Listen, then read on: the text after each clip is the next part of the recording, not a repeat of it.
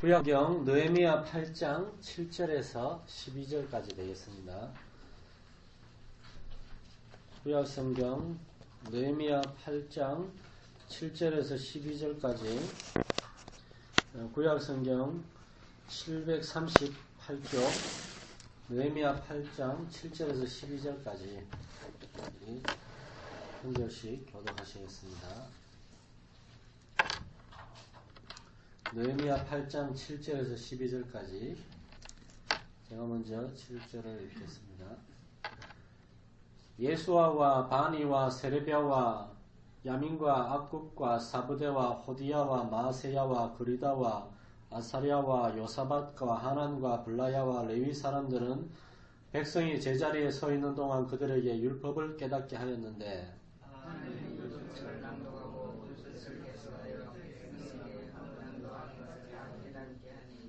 백성이 율법의 말씀을 듣고 다 우는지라. 총독 느헤미야와 제사장 겸 학사 에스라와 백성을 가르치는 레위 사람들이 백성에게 이르기를 오늘은 너희 하나님 여호와의 성일이니 슬퍼하지 말며 울지 말라 하고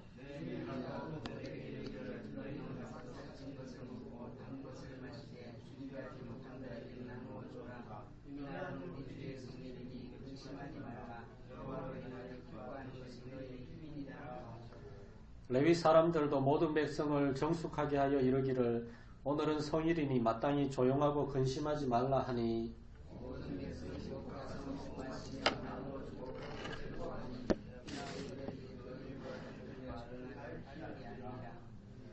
아멘.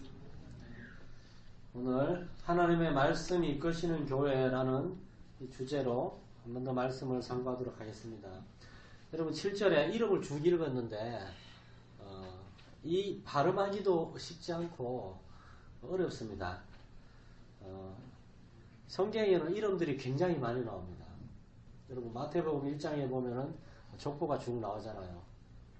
이름들을 읽다 보면 여러분 그런 생각 들지 않으십니까? 누군지도 모르는데 이 수천 년 전의 사람들 이름을 왜 이렇게 써놨을까? 그런데 여러분 입장을 바꿔놓고 여러분이 만약 여기에 나와 있는 예수와 바니 세레비아 여러분이 만약 이 사람들이라면은 여러분이 느헤미야를 도와가지고 성벽을 지었는데 이 느헤미야가 여러분의 이름을 다 기록해가지고 성경에 기록을 해놨어요. 그걸 여러분이 그걸 봤다 그러면은 내 이름이 여기에 있네. 뭐 예를 들어서 안디옥 교회가 뭐 몇백 명, 몇천 명 되면 할 수 없지만 이렇게 인원이 얼마 안 될 때는 한 사람 한 사람을 다 기억하잖아요. 그런데 우리 김덕진 원로 목사님 이제 은퇴하시는데 그 자리에 함께 있었던 정말 끝까지 교회를 세우고 섬기고 했던 우리 성도들, 우리 장로님, 안수 집사님, 권사님, 집사님, 뭐 청년들 여러분 이름을 다 기록해 놓는다 그러면 여러분이 나중에 그걸 보고 모르는 사람들은 이름 말라고 다 기억해놨나 그럴지 모르지 여러분은 야 내 이름 여기 있구나 아마 감격이 될 것입니다. 느헤미야는 결코 이 성벽을 짓는데 자기 혼자 한 것이 아니고 자기를 도와서 성벽을 지었고 또한 자기를 도와서 백성을 지도했고 했던 그러한 지도자들 그들을 다 기억했습니다.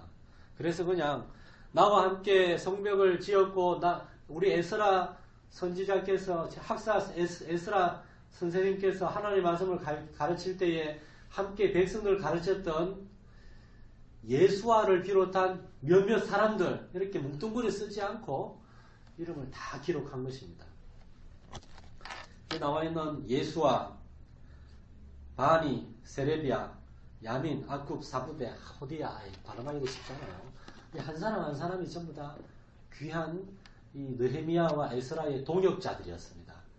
그래 아마 김덕진 목사님은 나중에라도 우리 안디옥 교회 수십 년 동안 함께 했었던 사람들 이름도 다 기억하시겠지만 특별히 이 마지막까지 함께 했던 여러분 이름은 절대 잊어버리지 못하실 겁니다. 사모님하고 두 분 아마 여러분들 진짜 매일같이 자녀들을 위해 기도하듯이 아마 여러분을 위해서 기도할 겁니다. 여러분의 이름이 마음에 새겨졌기 때문에 그냥 여러분 기분 좋으라고 하는 얘기가 아니라 한 사람 한 사람의 그 이름과 그가 무슨 일을 했는가 기억하는 것이 그만큼 중요하다는 것입니다. 오늘 이 에스라와 느헤미야는 자신들을 도와서 정말 시리에 빠져있는 백성들을 일으키고 그들을 주님께 인도하고 학사 에스라가 정말 나무강단에서 하나님의 말씀을 전할 때에 수많은 백성들, 이때 마이크가 없었잖아요. 에스라 선지자가 아무리 큰 소리를 쳤다 하더라도 저 뒤에 사람은 들리지 않았을 겁니다. 그때 백성들 중간중간에 들어가가지고 여기 에스라 선지자가 저 제사장이 말한 내용이 뭔가 하면 이겁니다 하면서 백성들 가운데 서가지고 여기 7절에 보면은 온 백성이 제자리에 서 있는 동안 그들에게 율법을 깨닫게 했다고. 이제 8절에 보면은 하나님의 율법책을 낭독하고 그 뜻을 해석하여 백성에게 그 낭독하는 것을 다 깨닫게 하는 이러한 일을 중간중간에 사람들이 했던 것입니다. 이 에스라와 느헤미야는 그들을 잊어버릴 수가 없었습니다. 그래서 다 기록을 한 것입니다. 그들의 동역자들이었으니까요. 이 사람들 예수아라는 사람은 누군가 하면은 여러분 짤막짤막하게 제가 좀 이 성경에 기록된 위대한 10명의 인물들을 소개해주고 싶은데 예수아라는 사람은 레위 사람입니다. 레위 사람은 성전에서 일하는 사람인데 특별히 레위 사람의 우두머리였습니다. 그리고 예수아는 나중에 성전을 완공한 다음에 포로 이후에 최초로 대제사장이 된 인물이기도 합니다. 대제사장은 오늘날로 말하는 하면은 우리 기독교 대한성결교회 교단 총회장 같은 그러한 아주 높은 자리죠. 그 다음에 두 번째로는 바니라는 사람도 역시 레위 사람인데 특별히 바니의 집안은 성벽에 이 동쪽 벽을 자기들이 돈을 내가지고 그걸 다 지었습니다. 헌금해가지고 그 벽을 다 지은 정말 그러한 지도자였습니다. 또한 세 번째로 세레비아라는 사람은 이 사람은 에스라와 함께 바벨론에서 예루살렘으로 돌아왔는데 에스라가 이 바니라는 이 세레비아라는 사람을 가리키면 뭐라고 그러는가 하면 아주 유능한 인재라고 에스라서에서 얘기할 정도로 하나님의 말씀을 잘 아는 사람이었습니다. 그 다음에 네 번째로 야민이라는 사람도 레위 사람인데 족장입니다. 족장. 족장이라는 말은 자기의 어떤 집안, 이 집안이 한두 명이 아니고 핵가족이 아니고 보통 수십 명이었는데 그 지도자였습니다. 그 집안의 지도자였어요.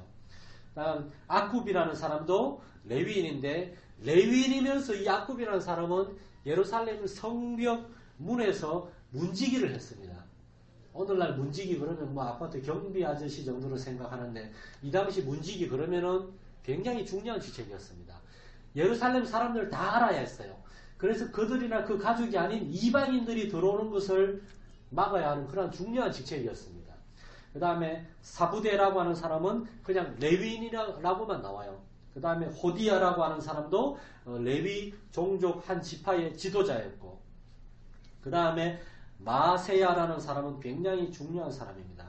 이 사람은 8장 4절에 보면 에스라가 특별히 지은 나무강단에 서서 이 율법을 낭독할 때 그 옆에 서 있었던 사람들 중에 한 명이었어요.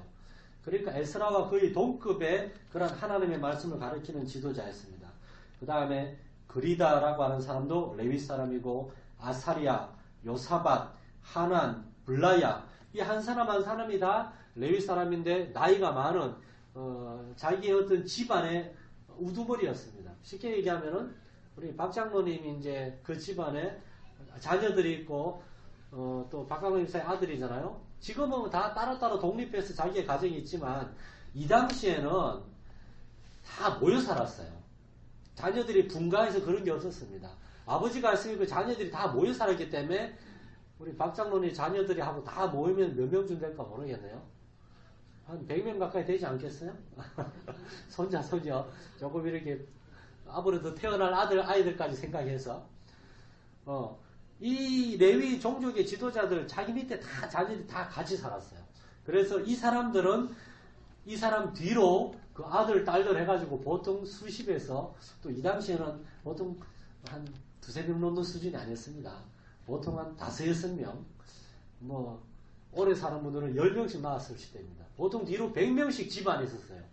이 사람들은 자기 집안의 대표로서 자기 가족들을 데리고 와가지고 함께 하나님 앞에 예배 드리러 오자고 다 가족들을 다 데리고 와서 그 제일 앞자리에 서서 예배 드리다가 에스라 선지자가 율법책을 낭독하는데 저 뒤에 있는 자기의 자녀들이나 옆에 있는 사람들이 잘 안 들리니까 가가지고 그들에게 하나님의 말씀을 설명해주고 깨닫게 해주고, 이를 위해서 이러한 사람들에게는 특별히 에스라만큼은 아니더라도 하나님의 말씀을 사랑하고 하나님의 말씀을 아는 그러한 지식이 필요했습니다. 이들은 평소에도 하나님의 율법책을 읽고 묵상하고 그러한 사람들이었을 거예요.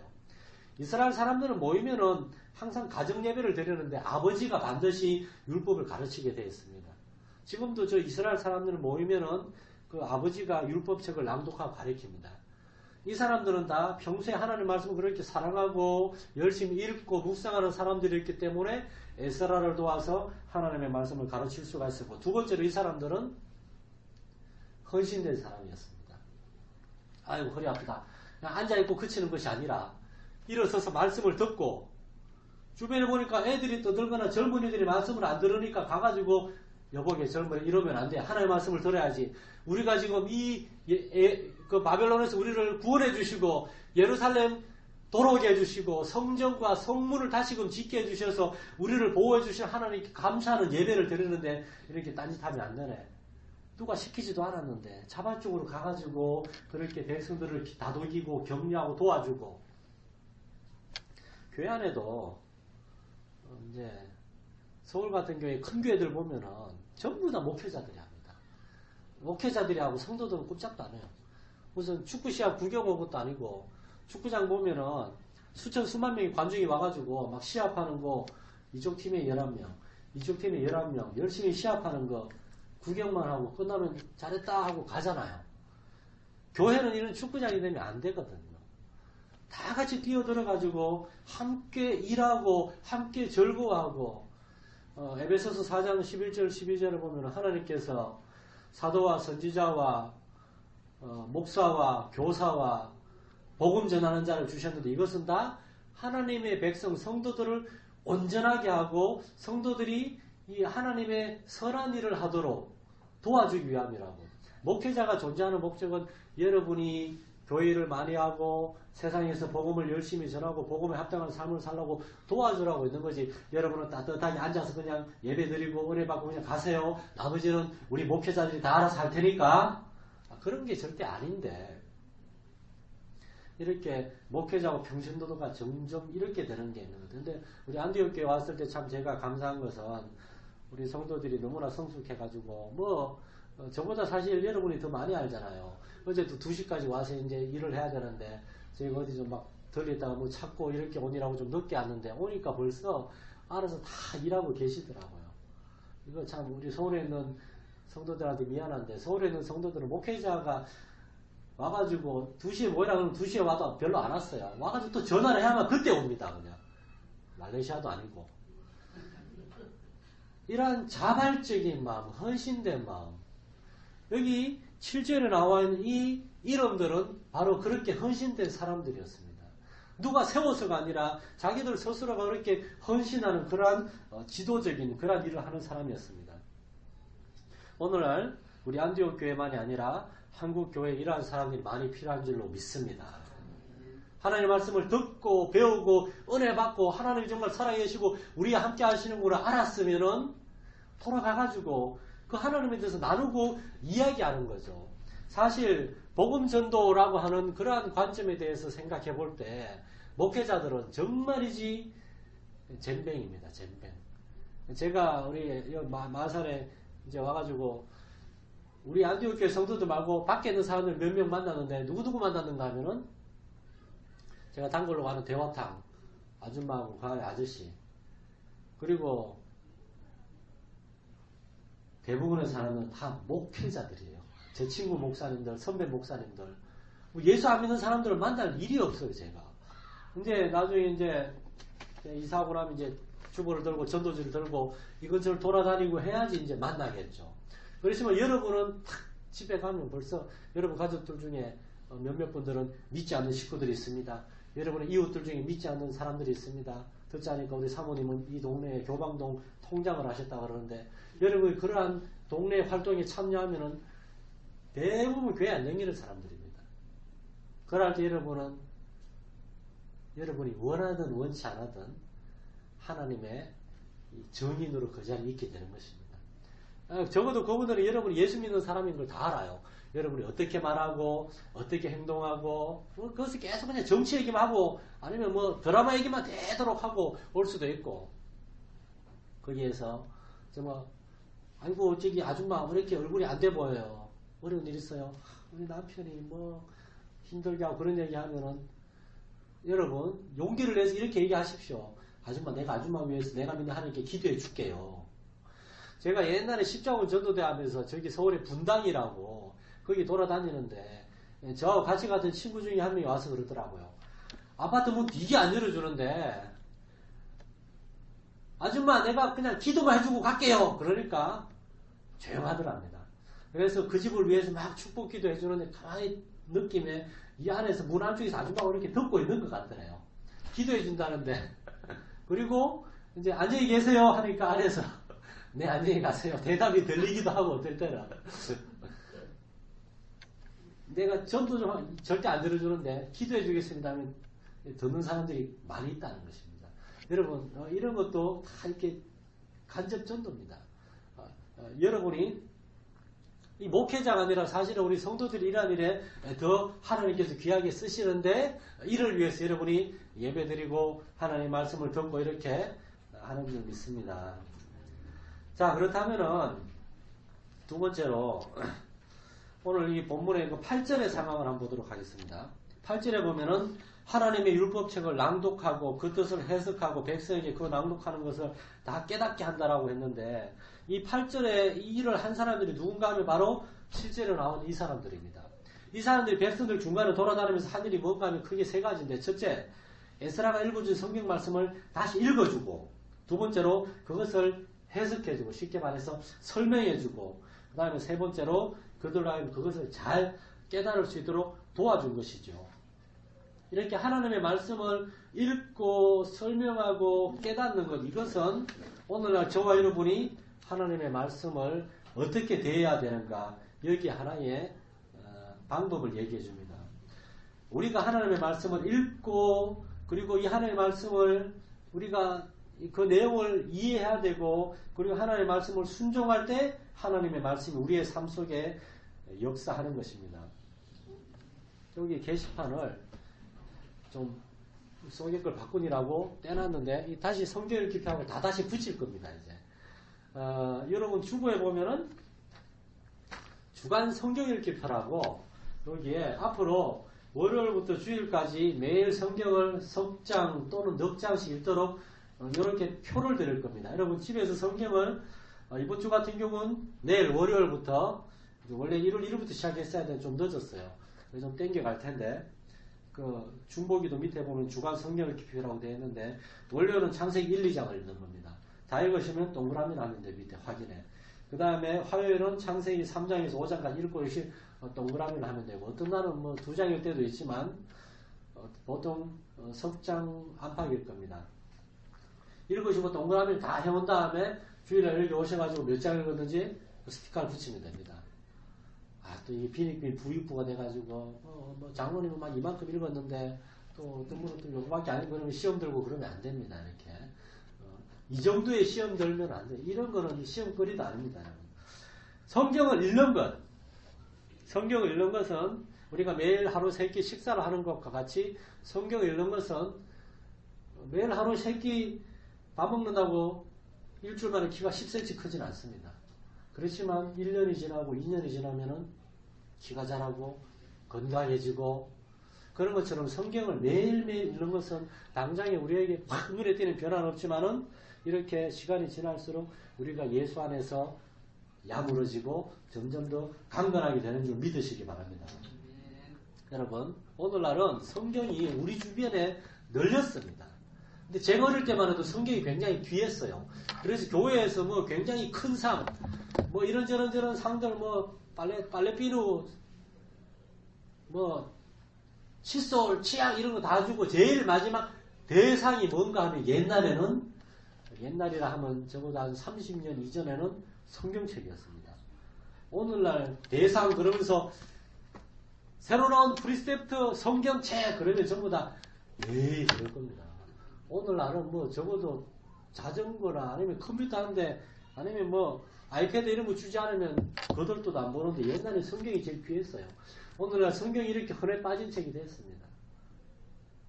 뭐 MP3 플레이나 핸드폰에도 성경이 있죠. 이렇게 성경이 우리 주변에 흔한데 여러분 오늘날처럼 성경을 안 읽는 시대가 또 없습니다. 옛날에 정말 성경 마르고 닳도록 읽었습니다. 근데 오늘날은 성경 안 읽습니다. 여러분이 텔레비에서 리모컨으로 탁 켜면 드라마를 한다 칩시다.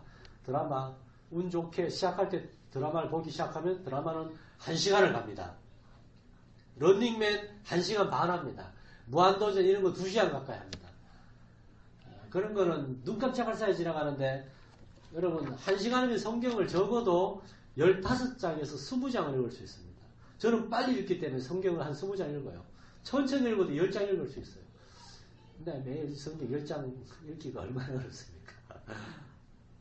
여러분 오늘날 한국 교회가 이렇게 많아지고 했지만은 점점 더 우리보다도 후배 세대들이 믿음의 세대들이 믿음이 약하고 새벽 기도에도 안 나오고 전도도 안 하고 교회가 점점 약해지는 이유는 그 중에 중요한 이유 중에 하나는 성경을 읽지 않기 때문인 줄을 우리는 깨달아야 합니다. 우리에게 청년들이나 학생들, 애들 전 앞으로 성경 뒤이기 많이 읽힐 것이고 성경 퀴즈도 많이 할 것이고 상품도 줄 것이고 문상 이런 것도 줄 것이고 문상이 뭔가 하면은 문화상품권입니다. 문화상품권으로 책 사라고 주면 그걸로 게임해요. 게임을. 매일 성경 읽을 수 있는 저와 여러분이 되기를 원합니다. 두 번째로 성경을 읽고 지나가는 것이 아니라 이 말씀이 어떤 말씀인가 깨달아야 되는데 이러기 위해서 우리에게는 말씀의 해석자가 필요합니다. 말씀의 해석자가. 말씀의 해석자가 왜 필요한가 하면은 이 느헤미야는 지금으로부터 2500년 전에 기록된 성경입니다. 이걸 처음으로 들은 사람들은 이 앞에 있는 백성들이에요. 그런데 지금 2500년이 지난 우리에게 이 말씀은 고지고대로 와닿지 않을 때도 있어요. 그래서 저 같은 목회자가 이 말씀을 설명해주고 저는 저만이 아니라 우리에게 모든 성도들이 하나님의 말씀을 설명해 줄 수 있는 그러한 사람이 되기를 소원합니다. 우리가 하나님의 말씀을 이렇게 잘 깨닫고 하면은 어떻게 되는가 하면은 9절에 보면은 백성이 율법의 말씀을 듣고 다 우는지라 하나님의 말씀을 다 듣고 나면은 그 말씀에 대해서 반응하게 되어 있습니다. 9절엔 울었다가 12절에는 그들은 기뻐합니다. 그리고 12절 마지막에 보면은 이는 그 읽어 들린 말을 밝히 알미라 라고 되어 있습니다. 오늘 우리가 하나님의 말씀을 잘 깨달으면 거기에 대해서 반드시 반응하게 되어 있고 거기에 대해서 뭔가 결단하게 되는데 그 첫 번째는 눈물을 흘리며 회개하고 하나님께 감사하면서 나아가는 그러한 단계로 나아가는 것입니다. 오늘날 우리 안디옥 교회는 정말 이렇게 하나님의 말씀을 사랑하고 하나님의 말씀을 정말이지 읽고 듣고 깨닫고 그래서 하나님 우리에게 실제로 무엇을 말씀하시는가 정말 깨달을 수 있는 그러한 단계까지 나아가길 원합니다. 여러분 몰라서 그렇지 하나님이 살아계시고 하나님 우리에게 말씀하시는 하나님이라면은 그 하나님을 사랑하고 그 하나님의 말씀을 열심히 듣는 사람을 하나님이 내몰라라 하시겠습니까? 엄마 아빠가 자녀들을 앉혀놓고 뭐 얘기를 하는데 조용히 하는 엄마 아빠의 말씀을 열심히 듣는 아이들 엄마 아빠의 말씀을 듣고 때로는 이렇게 그냥 고개 듣고 뜨기고 눈물을 흘리기도 하고 엄마 아빠가 우리를 키우기 위해서 얼마나 고생했는가 깨닫고 그렇게 엄마 아빠를 이해해주는 자식이 있는가 하면은 구석에서 뚱 하고 앉아있는 이런 자식도 있다고 한번 생각해 보십시오. 엄마의 마음이 누구한테 가겠어요? 물론 그 자식도 자식이니까 욕하는 게 아닙니다. 그 자식한테도 잘 하겠지만은 정말 엄마 아빠를 이해해주고 이 엄마 아빠의 말을 들어주고 마리아와 마르다 중에 마르다는 예수님을 어떻게든 접대하겠다고 막 뛰어다녔지만 예수님 발치에 앉아 엎드려가지고 예수님의 말씀을 듣고 있는 마리아를 너무나 이뻐하셨습니다. 우리가 하나님의 말씀을 듣고 하나님을 깊이 알고 우리의 인격과 성품과 습관들과 우리의 언행과 삶의 모습들이 점점 하나님 닮은 예수님 닮은 사람으로 변화될 때 하나님이 기뻐하시고 그리고 그때 하나님께서 우리를 통해 일하시는 줄 믿으시기 바랍니다. 먼저 우리 자신이 변해야지 우리의 삶에 하나님이 무언가 주기를 아무리 원해도 우리에게 아무리 좋은 건강과 좋은 물질을 많이 줘도 우리의 마음이 올바로 되어 있지 않으면 그것은 우리가 하나님을 위해서 하나님의 나라를 위해서가 아니라 우리 자신을 위해서만 쓰려고 그럴 겁니다. 그러나 하나님 보실 때 우리가 정말 하나님을 사랑하고 하나님을 기뻐하시는 그러한 사람 되었을 때, 야, 얘에게는 내가 뭘 맡겨도 안심할 수가 있겠다. 얘한테 내가 5달란트 아니라 50달란트를 맡겨도 얘는 땅에 처박아 두거나 하진 않겠다. 자기 자신을 위해 쓰진 않겠다. 이것을 가지고 정말 나에게 영광 돌리는 그러한 일을 하겠다. 하나님이 기뻐하실 때 그러한 달란트를, 은혜들을, 복을 부어주실 줄 믿습니다. 그 시작은 하나님을 사랑하고 하나님의 말씀을 듣고 깨닫고 하나님의 말씀에 이끄심을 받는 삶과 그런 모습에서 시작되는 줄을 깨달으시고, 이번 한 주간도 성경을 읽고 묵상하고 기도하면서 하나님과 더 가까이 가고 이렇게 하나님 닮은 성도들 되시는 저와 여러분 되시기를 간절히 소원합니다. 기도하겠습니다. 하나님 아버지,